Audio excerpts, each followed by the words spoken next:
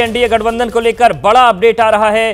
आंध्र में BJP TDP Jana Sena में गठबंधन तय हो गया है। अमित शाह के घर पहुंचे हैं चंद्रबाबू नायडू और अब तस्वीर स्पष्ट हो गई है। इसका ऐलान हो सकता है। जेपी नड्डा और अमित शाह की भी मुलाकात हुई है। तो आंध्र प्रदेश में जो गठबंधन की रूपरेखा है एनडीए की वो तय हो गई है। और इन सब के बीच बड़ी खबर यह है कि आंध्र प्रदेश में बीजेपी टीडीपी जनसेना में गठबंधन तय हो गया है। इसका ऐलान किसी भी वक्त किया जा सकता है। आज शाम तक गठबंधन का ऐलान हो सकता है। आंध्र प्रदेश में ये तय हो गई है चीजें। अमित शाह के घर पर 1 घंटे से बैठक जारी है और इस बैठक में बीजेपी अध्यक्ष जेपी नड्डा, चंद्रबाबू नायडू बैठक में मौजूद हैं। बैठक के बाद गठबंधन का ऐलान संभव है और आज शाम तक ये बैठक के बाद प्रेस कॉन्फ्रेंस हो सकती है। और केंद्रीय गृह मंत्री अमित शाह के आवास से अहमद बिलाल हमारे साथ जुड़ गए हैं। बिलाल, क्या जानकारी मिल रही है इस बैठक को लेकर और गठबंधन को लेकर? जी बिल्कुल अवधेश, देखिए आपको बताना चाहूंगा कि बीजेपी टीडीपी और जनसेना के बीच जो अलायंस टॉक है वो अब अपने फाइनल स्टेज में जो है वो पहुंच चुकी है। तकरीबन 1 घंटे की बैठक जो है वो गृह मंत्री अमित शाह के घर पे चली है, जिसमें आंध्र प्रदेश के मुख्यमंत्री और टीडीपी मुखिया चंद्रबाबू नायडू भी थे, जनसेना पार्टी मुखिया पवन कल्याण थे। इसके अलावा बीजेपी के राष्ट्रीय अध्यक्ष जेपी नड्डा भी जो है वो इस मीटिंग में मौजूद थे। तकरीबन 45 से 50 मिनट की बैठक जो है वो चली है और ये आखिरी बैठक थी। और इसके बाद जो कुछ ही देर में जो औपचारिक ऐलान है वो कर दिया जाएगा और एनडीए में एक बार फिर से टीडीपी की वापसी के संकेत जो है वो साफ कर दिए जाएंगे। जो पिक्चर है वो बिल्कुल क्लियर हो जाएगी कि कौन कौन सी कितनी सीटें जो है वो टीडीपी और साथ मिलकर के जो है वो टीडीपी जनसेना और बीजेपी जो है वो मिलकर के लड़ेंगे। हालांकि जो सूत्रों के हवाले से खबर मिल रही है उसके मुताबिक तकरीबन 6 सीटों पर बीजेपी जो है वो आंध्रा में लोकसभा का चुनाव जो है वो लड़ने वाली है। वहीं 2 सीटें जो है वो जनसेना के खाते में जाएगी और बाकी की जो 17 सीटें हैं उस पर टीडीपी बड़े भाई की भूमिका जो है वो आंध्र प्रदेश में। इसके अलावा आपको यही बता दूं कि बैठक क्या अभी भी चल रही है? लोकसभा चुनाव के साथ साथ ही विधानसभा के चुनाव भी होने हैं। नहीं अवधेश, आपको बताना चाहूंगा कि अब से कुछ मिनटों पहले ही जो टीडीपी मुखिया हैं चंद्रबाबू नायडू वो गृह मंत्री अमित शाह के घर से जो है वो निकल चुके हैं। इसके अलावा जेपी नड्डा भी जो है वो अमित शाह के घर से जो है वो निकल चुके हैं। कुछ देर पहले ही जो है वो यहाँ से आवास से जो है वो निकल चुके हैं। जी अवधेश, बिल्कुल हमारे साथ बिलाल बने रहिए। आशीष भी हमारे साथ जुड़ गए हैं। संभावित फार्मूला दिखा देते हैं कि आंध्र प्रदेश में किस तरीके की संभावनाएं बन रही है कि किस तरीके से फार्मूला हो सकता है। तो कुल 25 सीटें हैं जिसमें तेलुगु देशम पार्टी 17 सीटों पर चुनाव लड़ सकती है। बीजेपी और जनसेना जैसा कि बता रहे हैं कि 6 सीट पर बीजेपी और 2 पर जनसेना चुनाव लड़ सकती है। तो ये आंध्र प्रदेश का एनडीए का संभावित फार्मूला है क्योंकि गठबंधन की बात तय मानी जा रही है। शाम तक यह तस्वीर बन सकती है। आशीष हमारे साथ जुड़ गए हैं। आशीष, 2019 में गठबंधन टूटा था, 2024 में एक बार फिर से तेलुगु देशम पार्टी साथ आ रही है। मिशन 400 प्लस के लिहाज से कितना महत्वपूर्ण गठबंधन होगा और ये जो रूपरेखा बन रही है 17, 6 और 8 वाली, ये किस तरीके से काम करेगी आंध्र में? अवधेश, जाहिर तौर पे मिशन 400 पे बीजेपी लगी हुई है और चंद्रबाबू नायडू की घर वापसी से इस मिशन में ज़रूर बहुत बड़ी सहायता मिलेगी। आंध्र प्रदेश में 25 लोकसभा की सीटें हैं, 17 लोकसभा की सीटें तेलंगाना में, और तेलंगाना में भी चंद्रबाबू नायडू का प्रभाव है। यहाँ भी उनके चुनाव में उनके वोट शेयर्स हैं। हालांकि पिछला चुनाव तेलंगाना में चंद्रबाबू नायडू ने नहीं लड़ा था, लेकिन इसके बावजूद उनका वोट शेयर है। तो एक तरीके से मिशन 400 जो बीजेपी का है उसमें चंद्रबाबू नायडू की एनडीए में घर वापसी से जाहिर तौर पर एक बहुत बड़ी सहायता मिलेगी, ऐसा बिल्कुल लगता है।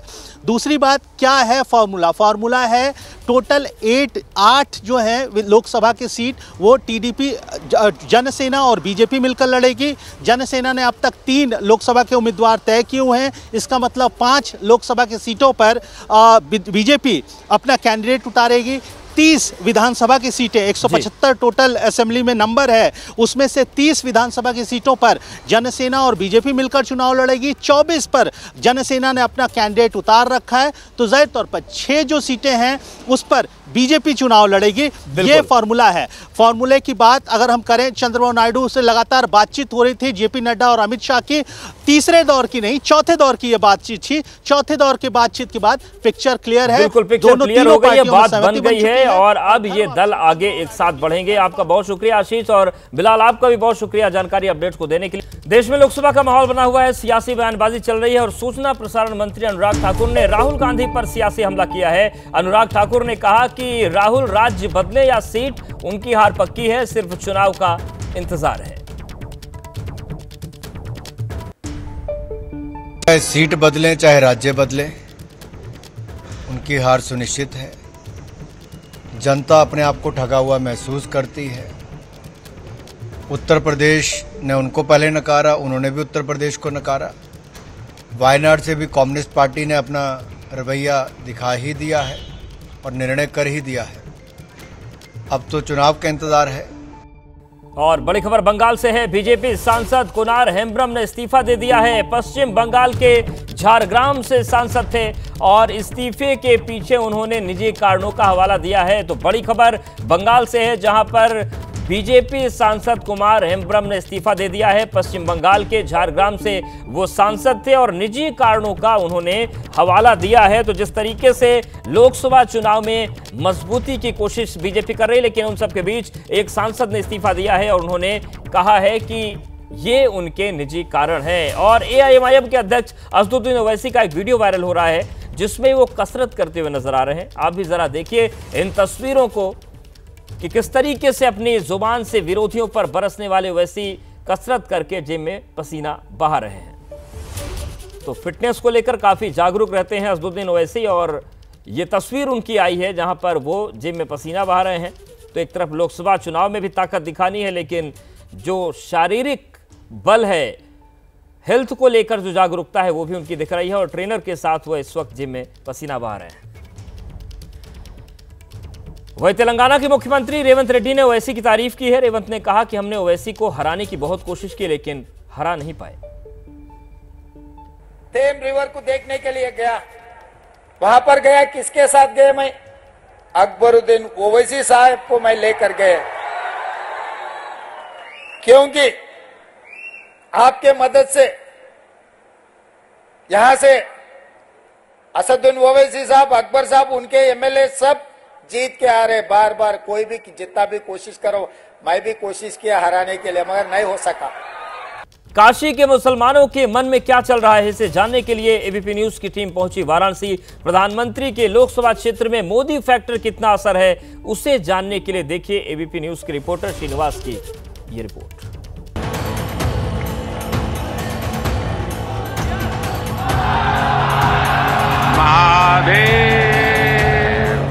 भगवान शिव भाषा, कला और क्रिएटिविटी के जनक माने गए। बजावत गावत लटक रही बगली झोला, भोला डिमिक डिमिक डमरू कर बाजे, प्रेम मगन नाचे भोला। हमारे शिव नटराज है। शिव के डमरू से माहेश्वर सूत्र प्रकट हुए हैं। शिव का तांडव लय और सृजन की नींव रखता है।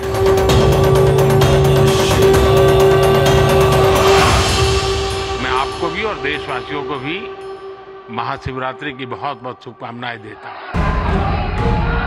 महाशिवरात्रि के उपलक्ष्य पर जब देवाधिदेव महादेव की सृजनता की व्याख्या कर रहे थे हिंदुस्तान के प्रधान, तब सामने देश के क्रिएटिव नौजवानों की फौज बैठी हुई थी। सोशल मीडिया के कंटेंट क्रिएटर्स की मेहनत को सम्मानित करते हुए प्रधानमंत्री मोदी ने कुछ यूं काशी का जिक्र किया। मेरे काशी में तो शिव जी के बिना कुछ नहीं चलता है।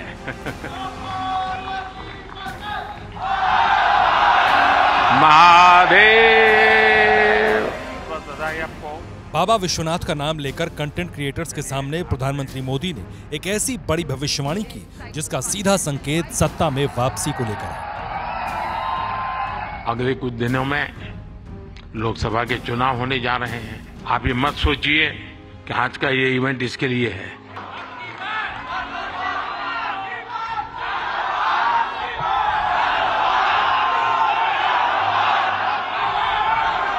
मैं आपको गारंटी देता हूं कि हो सका तो नेक्स्ट शिवरात्रि पर भी या तो डेट कोई और हो सकती है, या ऐसा कार्यक्रम मैं ही करूंगा। जब प्रधानमंत्री मोदी सत्ता में वापसी को लेकर इतना आश्वस्त हो, 18वीं लोकसभा में जब वो नई सियासी लकीर खींचने का दावा बार बार कर रहे हैं, तब खुद प्रधानमंत्री के क्षेत्र में लोगों का सियासी मिजाज क्या है, ये जानने के लिए एबीपी न्यूज की टीम पहुंची काशी।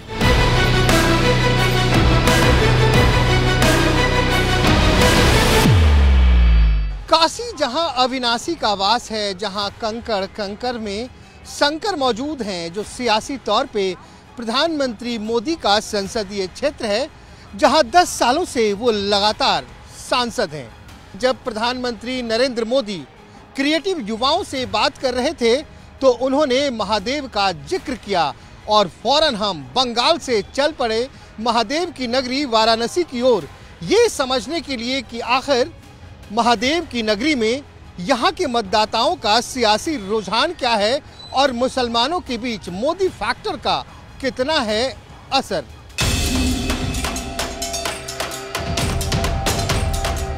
गंगा नदी के किनारे भगवान शिव के त्रिशूल पर बसा वो शहर है काशी, जिसे दुनिया के सबसे पुराने जीवित शहरों में से एक माना जाता है, जिसकी बुनियाद में धर्म है, आध्यात्म है, संस्कृति है, जिसकी सियासी पहचान में कमलापति त्रिपाठी भी हैं, मुरली मनोहर जोशी भी रहे और अब प्रधानमंत्री मोदी। वहां इस बार मुसलमानों का सियासी मिजाज क्या है, वो सुनिए जरा। इस वक्त हम वाराणसी के दाल मंडी इलाके में मौजूद हैं। यहाँ तमाम लोग हैं, इनसे जानते हैं कि भैया क्या हाल चल रहा है बनारस का। ठीक चल रहा है सब, चकाचक है सब एक नंबर चल रहा है। ये बताइए, 2 बार से मोदी जी आपके प्रधानमंत्री हैं, कैसा लग रहा है बनारस?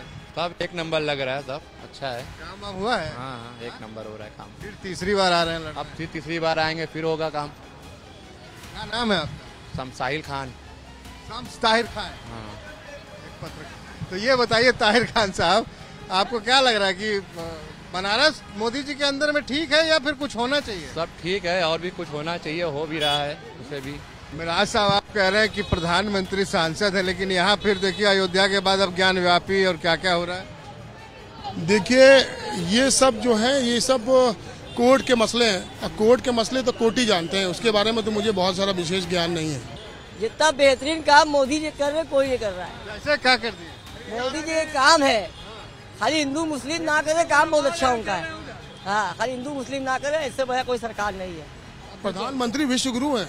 ये तो हमें ना मालूम। नहीं, ये पता होना चाहिए आपको। प्रधानमंत्री हमारे विश्व गुरु हैं और हमें फख्र है अपने प्रधानमंत्री के ऊपर में कि विश्व में सबसे बेहतर प्रधानमंत्री है तो माननीय नरेंद्र मोदी जी हैं। हम तो चाह रहे हैं अब की इस बार जो इलेक्शन आए वोट पड़े, मोदी जी को सारे मुसलमान इतना वोट दे दे कि बनारस का इतिहास रच जाए।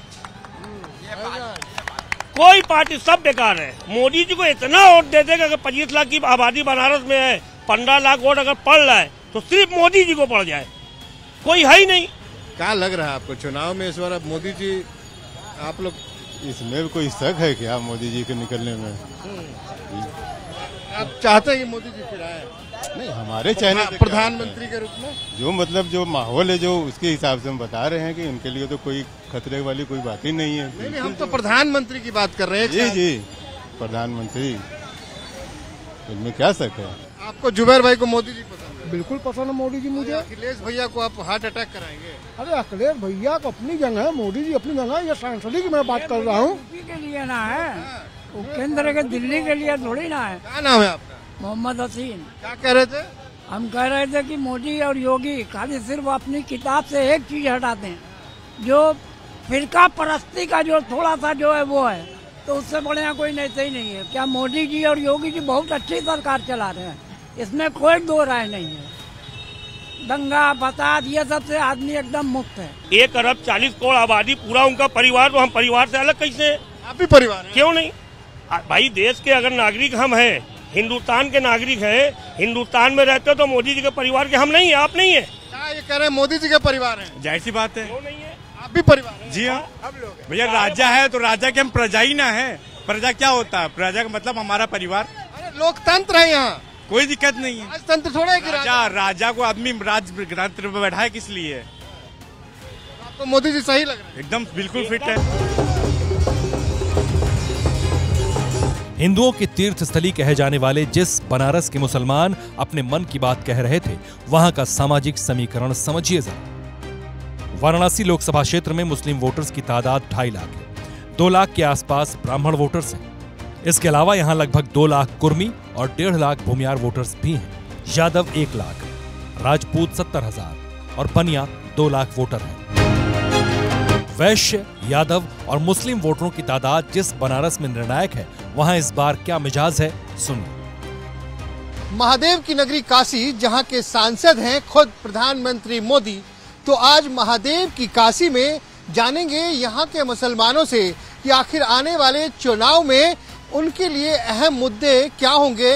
क्या यहां के मुसलमान मोदी के विकास कार्यों से प्रसन्न हैं या फिर मामला मुद्दा कुछ और है। तो आइए शुरू करते हैं। भैया नमस्कार। महादेव की नगरी, महादेव, मोदी और मुसलमान, कैसा चल रहा है ये तीनों?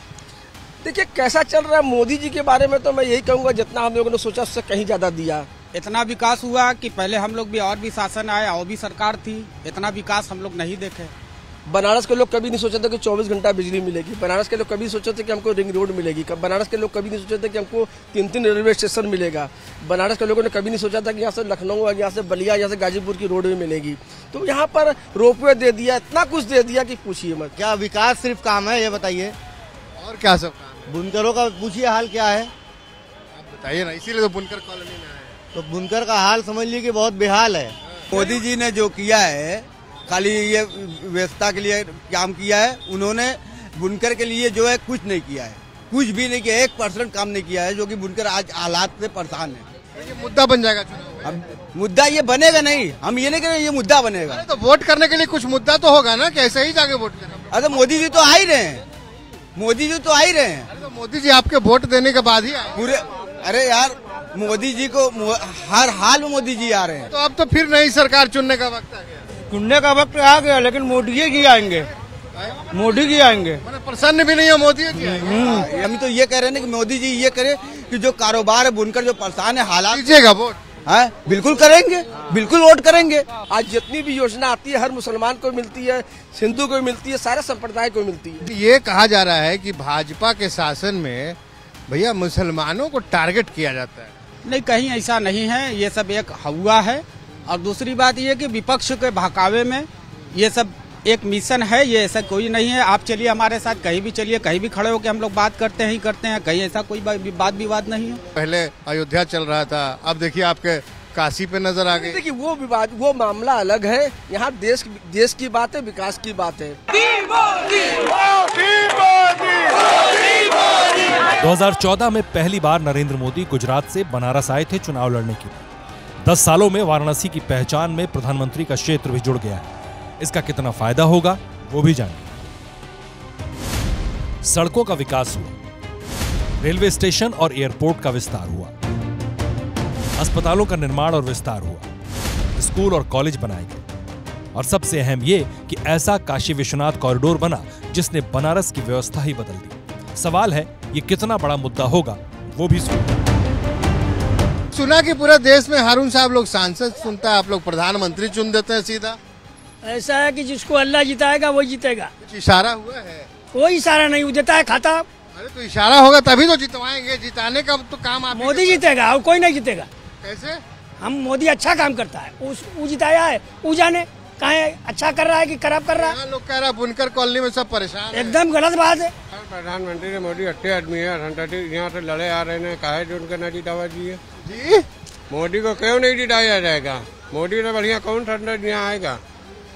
मोदी एक बार आएंगे तो विकास का कुछ न कुछ प्लान जो तो कुछ घोषित कर देंगे। 10 साल में कितना प्लान दे दिया? अरे जो बदलाव आया बनारस के अंदर मोदी के दौर में नहीं आया, कि उसके पहले कभी आया था? एक नाला भी नहीं बनता था। ये है कि लाइट तो 24 घंटा मिल रही है, ठीक है, लेकिन प्रोडक्शन हम लोग का जितना हो रहा है बिक नहीं रहा है। और क्यों नहीं बिक रहा? बिक ही नहीं रहा है, बाजारे नहीं है, कोई नीति नहीं है मोदी जी की कारोबार पे। कारोबार पे कोई नीति इनकी नहीं है। 5 साल 10 साल के अंदर हम लोग किसी मंत्री को नहीं देखे, उद्योग मंत्री कुछ कारोबार बुनकर के लिए बोले। चुनाव में इसी मुद्दे पे वोट करेंगे जी, तो हो गया खेला। कहाँ खेला हो गया? फिर क्या? तो हमारा मुद्दा ही यही है। तो हो सकता है 2-4 रोज में सही हो जाए, आप दिखा देंगे टीवी पे तो कि भाई बुनकर परेशान है। मुद्दे की जो बात है ना, मुद्दे पर अगर बात की जाए अगर बुनकर के लिए, तो बुनकर के लिए हकीकत में बहुत दिक्कत है। फिर प्रधानमंत्री चुन लेंगे। प्रधानमंत्री तो हम चुने ही हैं, वो तो हमारे एरिया के संसद है, हमारे बनारस के। चुनाव का मसला ये है कि 80% मोदी के साथ लोग हैं, तो भाई उन्हीं को वोट देंगे। मोदी तो हर हाल में जीतेंगे, उसको तो कोई दाग नहीं है। मोदी तो जीतेंगे, हर हाल में जीतेंगे। यही ताकत है मोदी की, लोगों का यही विश्वास प्रधानमंत्री मोदी का आत्मविश्वास है।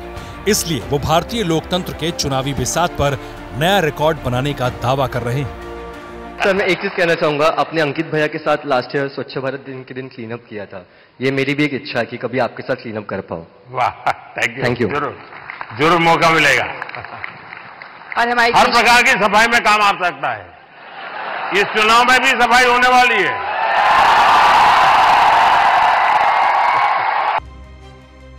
हालांकि प्रधानमंत्री मोदी को सत्ताहीन करने के लिए कांग्रेस पूरा जोर लगा रही है। देश की सबसे पुरानी पार्टी ने भी अपने योद्धाओं की फौज उतार दी है। लिस्ट जो है एक मिश्रण है अनुभवी कांग्रेस के वरिष्ठ नेताओं की, युवाओं की, संगठन के अंदर जो एनएसयूआई यूथ कांग्रेस से निकल करके आए हैं उन लोगों की, और जमीन से जुड़े हुए नेताओं की। और हमें पूरी उम्मीद है कि कांग्रेस पार्टी जिस प्रकार की गारंटी की घोषणा लोगों के पसंद के हिसाब से हम लोग कर रहे हैं, हमारे कैंडिडेट्स सक्षम हैं कि इन गारंटीज को राहुल गांधी जी के नेतृत्व में, खड़गे जी के नेतृत्व में आगे पूर्ण करें। वाराणसी में कांग्रेस आखिरी बार 2009 में जीती थी, लेकिन तब के कांग्रेसी सांसद भी अब भाजपाई हो चुके हैं। ऐसे में कांग्रेस की इन कोशिशों के बीच वाराणसी के लोगों के मन की बात बहुत साफ है। और इस वक्त की बड़ी खबर का रुख करते हैं। असम के जोरहाट पहुंच गए हैं प्रधानमंत्री नरेंद्र मोदी, जहां पर लचित बोरफुकन की प्रतिमा का अनावरण करेंगे। थोड़ी देर में असम को बड़ी सौगात देने जा रहे हैं। 17,500 करोड़ से अधिक की योजना की सौगात दी जाएगी। तो लचित बोरफुकन की बात करें तो पूर्वोत्तर का जो शौर्य का इतिहास है उसमें बहुत बड़ा प्रतीक है। लचित बोरफुकन जो अहोम साम्राज्य था उसके सेनापति थे, कमांडर थे, और मुगलों का जो आक्रमण हुआ था उसको उन्होंने फेल किया था। और सीधी तस्वीरें देखिए, आपको दिखा रहे हैं जोरहाट से, जहां पर लचित बोरफुकन की प्रतिमा का अनावरण करेंगे प्रधानमंत्री नरेंद्र मोदी। कई परियोजनाओं का शिलान्यास, उद्घाटन भी होगा। 17,500 करोड़ से अधिक योजनाओं की सौगात देंगे। तो असम के जोरहाट से सीधी तस्वीरें हैं जहां प्रधानमंत्री नरेंद्र मोदी पहुंचे हुए हैं, लचित बोरफुकन की प्रतिमा का अनावरण करेंगे और थोड़ी देर में असम को 17,500 करोड़ से अधिक की योजनाओं की सौगात मिलेगी।